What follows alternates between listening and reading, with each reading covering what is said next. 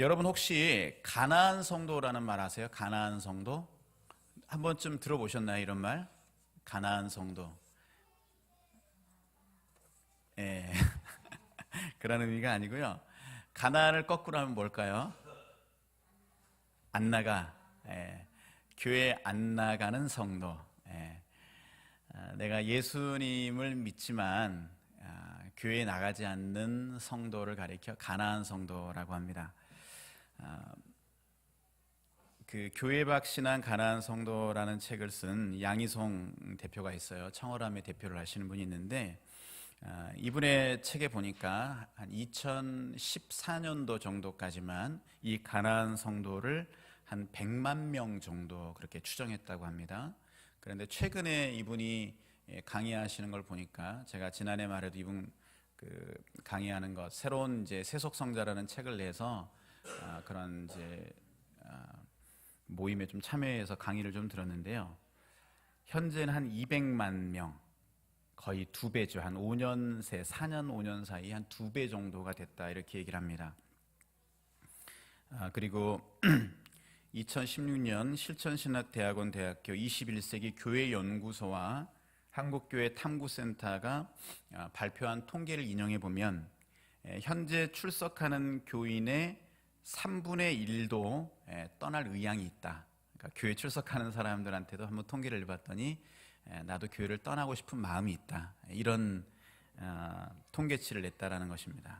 자, 그걸 봤다면 앞으로 이 가나안 교인들은 더 많아질 것이다. 이렇게 얘기를 합니다. 그리고 교회를 떠났다라는 그 페이스북 페이지를 개설한 분이 있는데 이분이 교인들이 교회를 떠난 이유를 이렇게 한번 정리를 해봤더니 교인 간의 갈등이 한 39% 정도 있다고요. 교회를 다녔는데 교인 간의 갈등이 한 39%, 그리고 또 목회자와의 갈등도 상당한 퍼센트를 차지합니다. 33%. 그리고 교회의 어떤 시스템이나 교리, 그러니까 교회가 내가 생각했던 것과 너무 다르더라, 사회와 너무 뭐 동떨어져 있다라거나 또 이런 것들, 그게 한 24%였다라는 거예요. 그리고 청년들은 또 교회가 청년들을 혹사하는 그런 구조가 싫다, 이렇게 떠난 청년들도 있고요. 그리고 이 양희성 씨의 이 책에 보면 교회를 왔다가 교회를 떠난 이 가나안 성도들, 이 사람들은 그냥 신앙생활 잠깐 해보려고 하다가 교회를 떠난 사람이겠지 이렇게 생각할 수 있는데, 그 책에 나와 있는 통계치를 보면 상당수가 이 가나안 성도들의 퍼센트 중에 상당수가 교회를 5년 이상 다닌 분들이라고 합니다. 그러니까 상당 시간 신앙생활을 하다가 고심 끝에 이제 교회를 나가는 거예요. 그리고 이분들이 교회를 나갈 때 그냥 나간 게 아니라 한 6개월 정도 고심을 한 후에 교회를 떠나간다라는 것이죠. 자, 왜 서두부터 좀 무거운 이런 얘기를 하냐면 교회에 대한 이야기를 좀 오늘 해보려고 합니다. 교회에 대한 이야기. 교회는 어떤 곳일까요? 그리고 교회는 정말 또 문제가 없는 곳일까요? 이렇게 생각을 해보면은 그렇지 않다라는 거예요. 교회는 문제가 존재한다라는 것입니다. 초대교회, 오늘 이 고린도 교회 안에도요, 사실은 문제가 있었습니다. 이 고린도전서를 쭉 읽어보시면 고린도 교회 안에 많은 문제들이 존재했다는 것을 우리가 알 수 있습니다. 오늘 지금 대두되고 있는 한 중요한 문제가 뭐냐면 분쟁입니다. 교회 안에서의 싸움이 있는 거예요. 분파가 있는 거예요. 파당을 나누는 거예요. 나는 바울파다. 이 교회를 세운 사람이 바울인데 우리는 바울을 따라가야 된다. 그리고 어떤 사람들은 나는 아볼로파다. 바울이 뭐 세웠지만 이 교회를 말씀으로 잘 양육한 분은 아볼로다. 나는 아볼로를 따르겠다. 또 어떤 사람들은 나는 베드로파다. 무슨 소리냐? 예수 그리스도가 최고다. 나는 그리스도파다. 이런 다양한 파들이 존재했다는 거예요. 바울은 이 분쟁을 해결하기 위해서 야, 너네들 싸우면 안 돼. 교회에서 다투면 안 돼. 사이좋게 지내. 이렇게 권면하지 않았다라는 것입니다. 이 문제에 대한 근본적인 원인을 제시하고요, 이들의 정체성, 나아가 교회의 정체성을 얘기한다는 것이죠. 저는 오늘 교회가 무엇인지, 하나님께서 원하시는 교회의 빅픽처가 무엇인지를 좀 얘기해 보려고 한다는 것이죠. 자, 첫 번째 교회의 빅픽처가 있습니다. 한번 좀 따라해 주실까요? 하나님의 집. 네, 9절에 있는 말씀 한번 같이 읽겠습니다. 우리는 하나님의 동역자들이요 너희는 하나님의 밭이요 하나님의 집이니라. 네, 여기에 하나님의 집이라는 표현이 나와 있습니다. 여러분, 집은 어떤 곳입니까? 집 하면 여러분 어떤 생각 드세요? 단순히 어떤 건물이 떠오릅니까? 우리가 살고 있는 몇 평짜리 집이 생각납니까? 그게 아니죠. 집 하면 그 안에 살고 있는 가족들이 생각나죠. 이게 일반적인 사람들의 생각입니다. 집 하면 우리의 가족들, 또 그리고 그 안에서 자녀들을 키워내는 공간, 이게 바로 집이다라는 거예요. 그래서요, 아이들이 부지런히 자라나야 하고 또 부지런히 어린아이의 때를 벗어나야 하는 곳이 바로 집이고 교회이다라는 거예요. 그래서 교회가 하나님의 집이라는 것은요, 이 교회 안에서는요, 어린아이든 장년이든 유아의 단계에 머물러 있으면 안 된다라는 거예요. 그런데 지금 고린도 교회는 마치 유아의 단계에 머물러 있는 것과 같다라는 것입니다. 여러분, 우리가 예수 그리스도를 믿으면은 영적인 어린아이로 얘기할 수 있죠. 우리가 영적으로 거듭났기 때문에, 막 태어났기 때문에 어린아이의 단계입니다. 그렇기 때문에 그 단계를 인정해 줄 필요가 있어요. 예를 들면 내가 신앙의 연조가 있단 말이죠. 그런데 막 신앙생활하는 사람들이 있으면 우리가 보기에 좀 유치해 보이고 조금 어려 보인단 말이죠. 그런데 그거를 인정해 주고 보듬어 주고 품어 줄 필요가 있는 거예요. 그런데 중요한 것은 계속해서 이 어린아이의 단계에 머물러 있다면, 내가 믿음 생활한 지 1년이 지나고 3년이 지나고 5년이 지났는데도 불구하고 여전히 어린아이의 단계에 머물러 있다면 이것은 잘못되었다라는 것이죠.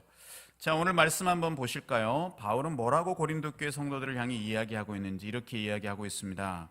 3장 1절에 있는 말씀입니다. 본문 3장 1절 같이 읽겠습니다. 형제들아, 내가 신령한 자들을 대함과 같이 너희에게 말할 수 없어서 육신에 속한 자 곧 그리스도 안에서 어린아이들을 대함과 같이 하노라. 아멘. 자, 이 말씀을 잘 읽어보면 육신에 속한 자가 예수님을 믿지 않는 자가 아니라는 거예요. 내가 예수 그리스도 안에 있지만 여전히 어린아이, 초보의 단계에 머물러 있는 그런 믿음을 가지고 있는 사람들을 이야기한다라는 것입니다. 자, 여러분 한번 저를 좀 보실까요? 여러분 다 자녀를 키우고 계시죠? 또 이미 어느 정도 장성하게 자녀를 키우셨는데, 만약에 우리 아이가 성장을 멈춘다, 이미 커서 청소년, 청년의 단계로 가야 되는데 계속 그 어린이 단계에 머물러 있다, 어떤 마음이 들 것 같아요? 부모의 마음이 미어 터지죠. 너무나 고통스럽고 힘들 것입니다. 하나님도 이런 마음이실 거라는 거죠. 우리의 믿음이 커나가고 성장해 가야 되는데 어린아이의 초보의 단계에 머물러 있으면 하나님 마음이 너무나 아프다는 것입니다. 오늘 본문에 나오는 고린도 교회의 문제가 무엇이라고 그랬죠? 분파를 만드는 것, 분쟁하는 것, 다투고 싸우는 것이었어요. 바울은 이것을 어떻게 진단했냐면 바로 고린도 교회 성도들이 육신에 속하였고 사람을 따라 행했다라고 3절에 이야기하고 있습니다. 너희는 아직도 육신에 속한 자로다. 너희 가운데 시기와 분쟁이 있으니 어찌 육신에 속하여 사람을 따라 행함이 아니리요 라고 되어 있습니다. 아직 미성숙하기 때문에 사람을 하나님보다 더 높게 생각했다라는 말이에요. 여러분, 저는요 미성숙할 때는 충분히 그럴 수 있다고 생각합니다. 제가 군대에 다녀와가지고요 이제 좀 신앙생활 열심히 해보려고 교회에 갔는데 청년부 예배가 토요일 날 있었어요. 제가 이 토요일 날을 얼마나 기다렸는지 몰라요. 예배 드리려고? 아닙니다. 그 예배 끝나고요 이 소그룹별로 모여가지고 끝나고 맛있는 것도 먹으러 가고 한강 시민공원에도 놀러 가고, 이게 너무 좋은 거예요. 그래서 그 예배 시간보다 끝나고 같이 교제하는 거를 그렇게 좋아했어요. 이게 초보 때는 충분히 그럴 수 있다라는 거예요. 예배보다, 하나님보다 사람이 더 눈에 보이고 더 눈에 들어올 수 있다라는 것입니다. 그런데 중요한 것은 계속 그 상태로 나아가서는 안 된다라는 거예요. 교회는 그리스도의 몸인데 사람이 먼저 보이고 사람이 주인 되려 하고 그 어떤 사람이 자신의 권력을 행사하려 한다면 그때부터 문제가 발생된다라는 것입니다. 자, 어떻게 해야 되겠습니까? 교회 안에서는요 사람을 높이는 그 어떠한 것도 경계해야 합니다. 처음에는 작은 것 같지만 이것이 눈덩이처럼 불어나기 시작하면 큰 파장과 문제를 일으키게 된다는 거예요. 물론 처음 예수 믿으면 어떻게 하나님이 보이겠어요. 그런데 믿음이 깊어져 간다는 것은요, 사람이 눈에 보이는 것이 아니라 하나님이 보이기 시작하는 거고요, 사람보다 하나님을 크게 보는 것이다라는 거예요. 그래서 바울은 자꾸 지금 하나님 얘기를 하고 있잖아요. 우리는 주께서 주신 은사대로 너희를 믿게 한 사역자다, 이렇게 얘기하고 있습니다. 자, 말씀 한번 보실까요? 5절에 있는 말씀입니다. 우리 5절 말씀 같이 읽어볼까요? 그런즉 아볼로는 무엇이며 바울은 무엇이냐? 그들은 주께서 각각 주신 대로 너희로 하여금 믿게 한 사역자들이니라. 예, 이렇게 얘기하는 거예요. 우리는 아무것도 아니라는 거예요. 여기 보니까 사역자, 굉장히 번역이 멋있어 보이지만 이 사역자라는 말의 원어를 보니까 이런 뜻을 갖고 있어요. 종, 하인, 고용인이란 말이에요. 그저 우리는 하나님이 시키는 대로 하는 종이고 하인이고 고용일 뿐이다, 이렇게 얘기하는 거예요. 그러면서 7절에 지금 뭐라고 얘기하고 있습니까? 우리 7절 말씀도 한번 같이 읽겠습니다.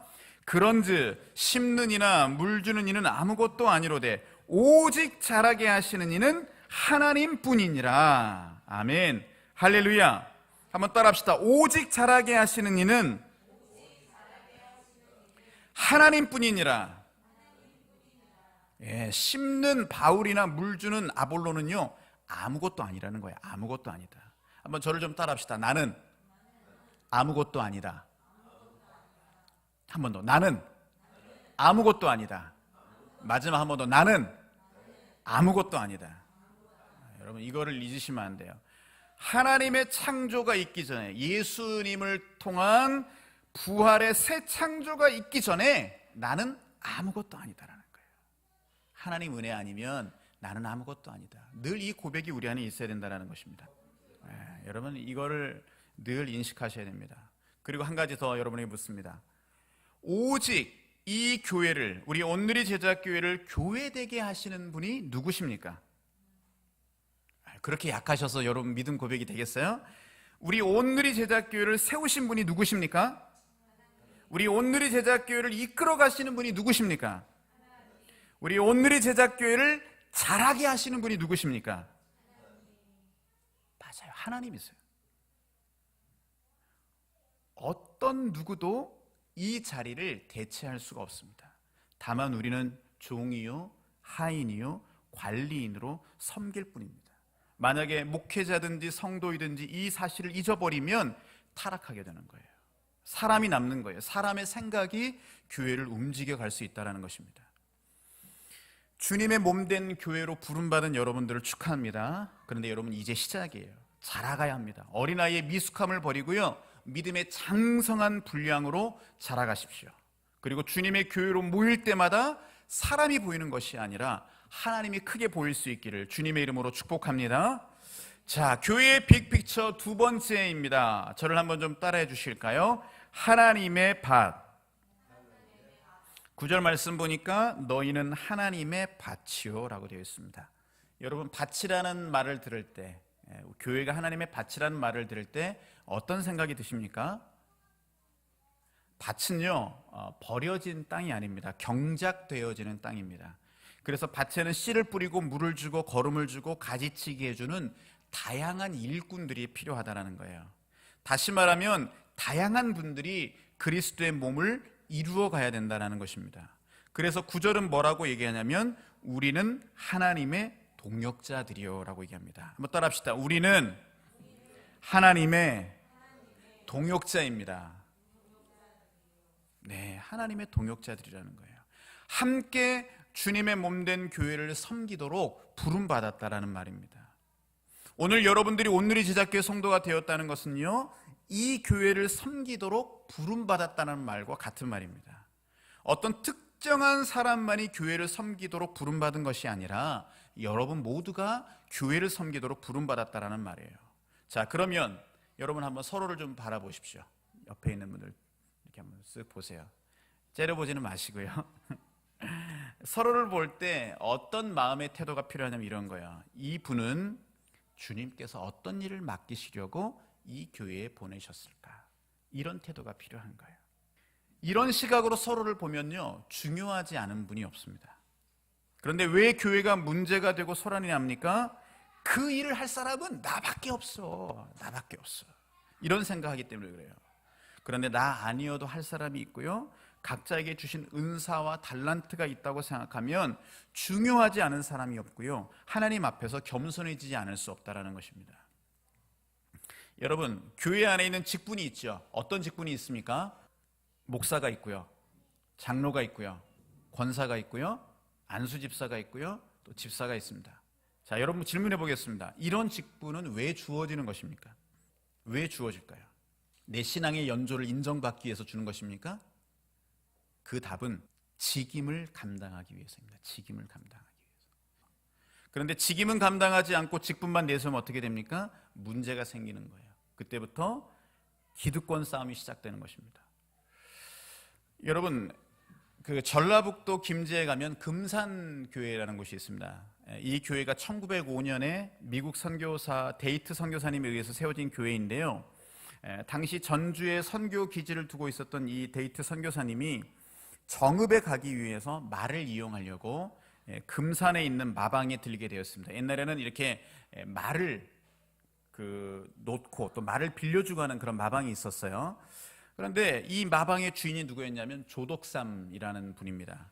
이 조덕삼은요, 이 선교사님을 통해서 예수님을 믿게 되었고요, 자기의 사랑채에서 교회가 이제 시작되게 되었습니다.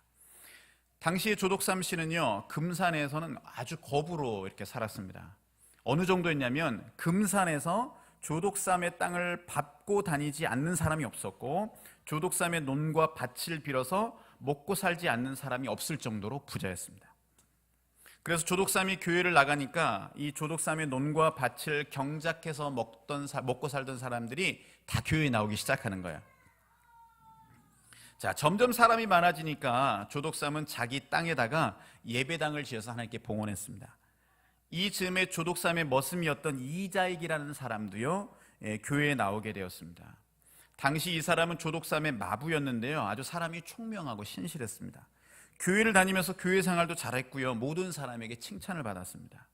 자, 이제 교회에 성도들이 모이고 세례받는 사람들이 이제 생기기 시작하자 교회에서 일꾼을 세워야 된다, 우리도 장로를 세웁시다, 이렇게 얘기가 나오는 거예요. 그리고 장로의 투표 대상자가 나타났는데 누구냐면 이 조덕삼 씨와 그의 머슴인 이자익 씨였습니다. 자, 이 두 분을 놓고 장로 투표를 했는데 어떤 결과가 나왔냐면 조덕삼 씨가 떨어지고 이자익 씨가 장로로 피택된 거예요. 이 김제 최고의 갑부, 금산교회를 위해 땅을 헌물하고 예배당을 건축해서 봉헌하는 사람, 그리고 교회에서 재정을 담당하고 있는 사람, 자기 땅을 사람들에게 경작하라고 내준 이 착한 사람 조덕삼 씨가 투표에서 떨어진 거예요. 투표 끝나고 이제 결과가 발표되니까 성도들이 막 술렁술렁거리는 거예요. 야, 나도 조덕삼 씨의 지금 땅을 경작하면서 살고 있는데, 야, 이러다가 어떤 해를 당하지 않는가 두려운 마음들이 들기 시작한 거죠. 근데 조덕삼 씨가 교회의 결정을 하나님의 뜻으로 받아들이면서 성도들 앞에서 이렇게 얘기했다고 합니다. 우리 금산교회는 참으로 훌륭한 일을 해냈습니다. 저희 집에서 일하고 있는 이자익 영수는 저보다 신앙의 열의가 대단합니다. 참으로 감사합니다. 나는 하나님의 뜻을 겸허히 받아들여 이자익 장로를 잘 받들고 교회를 잘 섬기겠습니다. 그러자 사람들은 이 조덕삼의 인격에 감동해서 박수를 보냈다고 해요. 참 이해하기가 힘들지만 두 사람은요, 집에서는 주인과 머슴으로, 그리고 교회에서는 평신도와 장로의 관계로 아주 신실하게 자신의 직임을 감당했다고 합니다. 그리고 후에 조덕삼 씨도요, 이 금산교회의 2대 장로님이 되었다고 합니다.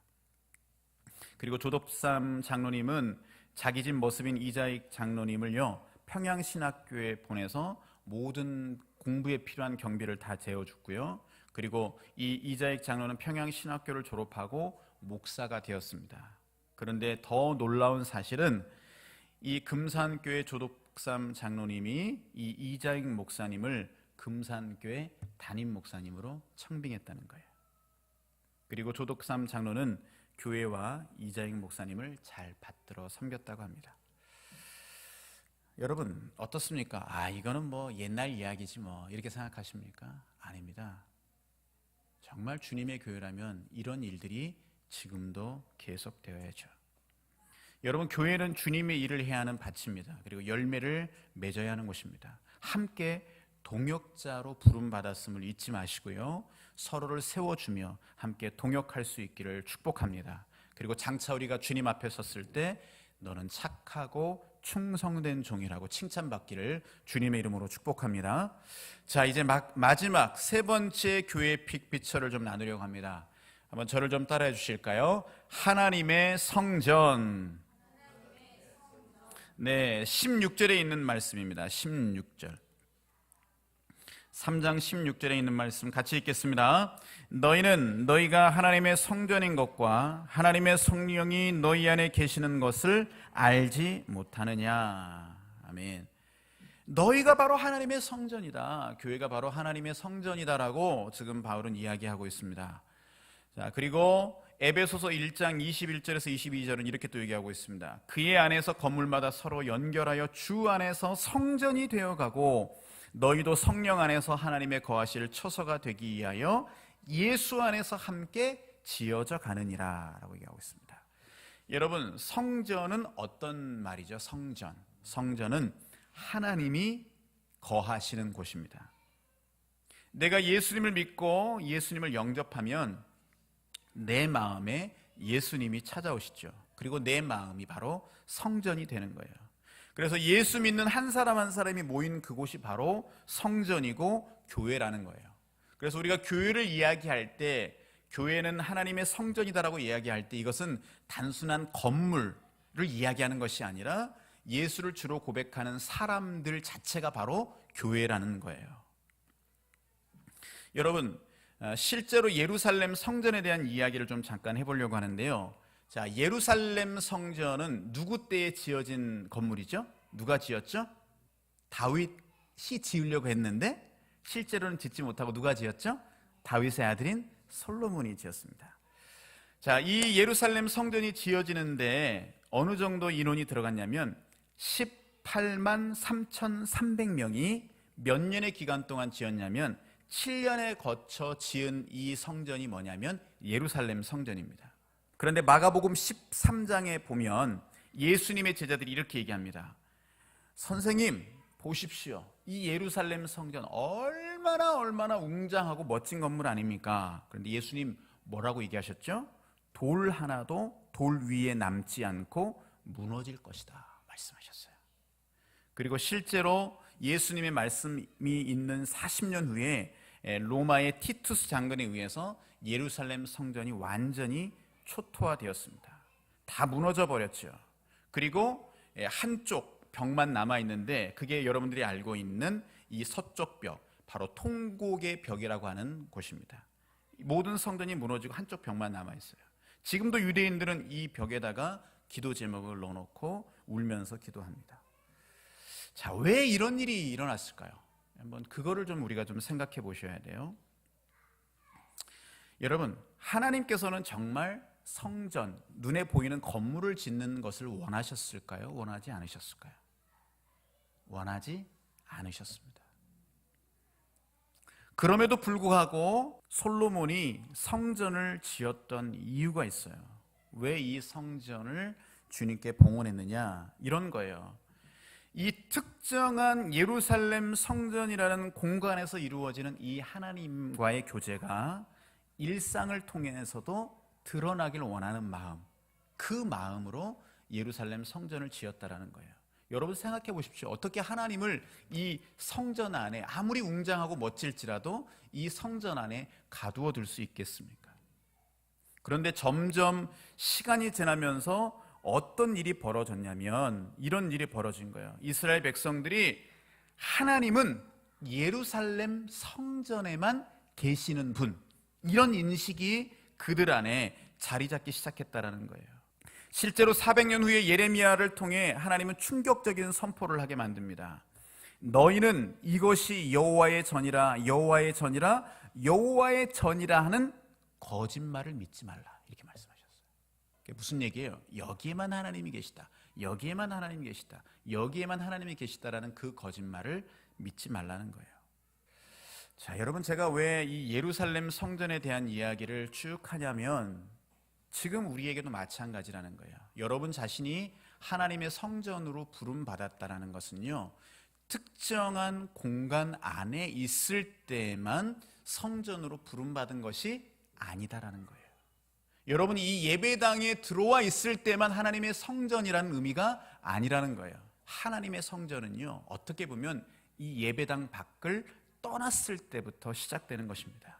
그렇기 때문에 여러분, 믿음이라는 것은요, 특정한 공간의 문제가 아니라 인간 중심의 문제라는 거예요. 건물과 장소가 아닌 중심의 하나님을 모신 곳, 그게 바로 성전이고 교회이다라는 것입니다. 자, 여러분에게 한 번 더 질문을 좀 드려보겠습니다. 왜 하나님은 여러분을 성전 삼으셨을까요?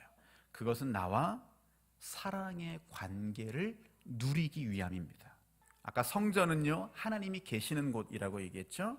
나를 성전 삼으셨다라는 것은요, 나와 교제하길 원하는 하나님의 마음이 그 안에 담겨 있다라는 것입니다. 하나님의 구원의 목적은요, 나의 죄를 용서하는 것에 멈추는 것이 아니라 나와의 관계를 회복하고요, 또 나를 성전 삼는 데 있다라는 것입니다. 그래서 나의 죄를 용서해 주시는 것이죠. 우리가 하나님의 성전이라는 것은요, 지금 내 마음의 중심에 내가 누구를 모시고 있는가를 점검해야 된다는 것입니다. 그리고 그분의 성전으로 살아간다는 것은요, 단순히 예배당 안에만 국한되어진 삶이 아니라 내 삶의 현장에서 예수 그리스도와 사랑의 관계를 누리는 것이다라는 것입니다. 사랑하는 여러분, 주님과의 사랑의 관계를 지속해 나아갈 수 있기를 축복합니다. 그리고 주님의 교회로 살아갈 수 있기를 주님의 이름으로 축복합니다. 그리고 예배당 밖에서도 하나님의 성전으로 살아갈 수 있기를 주님의 이름으로